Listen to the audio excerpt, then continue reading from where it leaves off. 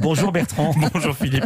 C'est l'heure, Bertrand Chamorro, de votre écran de veille, fidèle au poste devant lequel vous passez toutes vos soirées. De quoi vous parlez-nous aujourd'hui ? D'amour, oui, vous connaissiez les émissions de rencontres dans le pré, dans des villas de luxe au premier regard avec des roses dans le noir sur une île. On pensait avoir fait le tour des concepts, mais non. Si pour Sylvie Vartan, l'amour c'est comme une cigarette, pour la télé, l'amour c'est comme une merguez party. Tant qu'il y a de la braise, c'est pas fini. Les musclés. La RTBF nous a pondu un nouveau programme adapté du format australien The Love Experiment, qui s'appelle en Belgique The Love Experiment. Ouais, c'est gratos.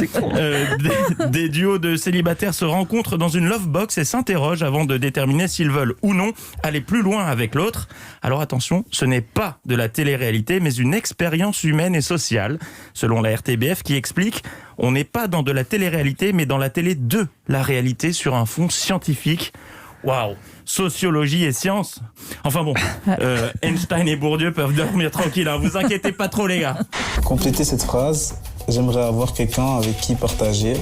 J'aimerais avoir quelqu'un avec qui partager ma voiture. Attends, juste un mot. La RTBF, c'est la chaîne publique belge, c'est-à-dire qu'elle est financée par les impôts. Ah, exactement, oui. C'est la chaîne publique, oui. Elle aurait pu répondre des moments de tendresse, de la complicité, des voyages, mais non, elle partage sa voiture. La chaîne définit l'émission comme l'anti-Tinder. Sur l'appli de rencontre, les célibataires mettent des cœurs ou des croix en fonction de leur affinité, alors que dans le programme belge, ça se passe comme ça. Si Perrine et Michael veulent se revoir, c'est un cœur qu'ils devront choisir. En revanche, s'ils préfèrent en rester là, ce sera la croix.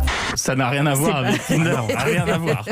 Alors, pour faire connaissance, les candidats se posent des questions tirées du questionnaire créé en 97 par Arthur Aron, prof de psycho à New York, qui estime qu'on peut tomber amoureux en répondant à 36 questions précises. Voici des exemples. La 4, à quoi ressemble une journée parfaite pour vous ?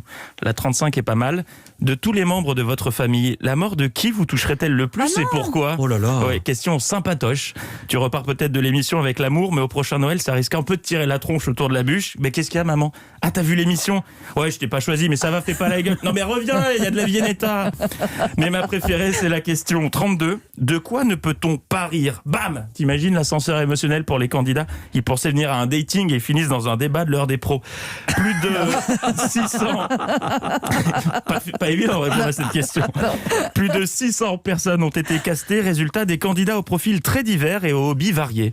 Ma plus grande passion, c'est le sport. Je suis quelqu'un de sportif. Ma passion, c'est le sport. Je pratique le sport en salle de musculation. Ouais, le casteur a fait 2 heures à la sortie d'une salle de sport. Il s'est dit, allez, ok, c'est bon, j'ai ce qu'il faut, fin de journée. On va boire un godet. Des candidats aux profils très différents, donc, qui, pour mettre un terme à des années de célibat, savent se mettre en valeur. Je suis quand même quelqu'un d'assez difficile à vivre parce que je suis très impulsive et très jalouse. Je suis une fille avec un très très fort caractère. Je suis quand même possessive et jalouse. Je suis du genre jaloux, quand même, voire possessif. Que des relous.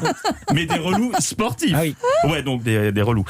Parmi les potentiels couples, Perrine et Michael, entre eux, le courant est plutôt bien passé, ça semble coller, mais cette attraction est-elle seulement physique ou va-t-elle un peu plus loin, s'interroge la voix off. Réponse grâce à la question 31 du test d'Aaron. Dites à votre partenaire ce que vous aimez chez lui. Soyez très honnête cette fois en disant des choses que vous ne diriez pas à une personne que vous venez de rencontrer. Allez, donne tout champion, sors le grand jeu, c'est le moment. Dis-lui que tu aimes son âme, que c'est une belle personne. Remercie-la d'exister, fais-la rêver. Je sais pas, moi, cite-lui du Guillaume Musso. Allez, fonce. Tu es très bien formé. Non. Faut pas dire t'es bonne. Romantique. On sent bien le fond scientifique et social dont la chaîne parle là. Allez, sur ce, je coupe la télé pour 48 heures.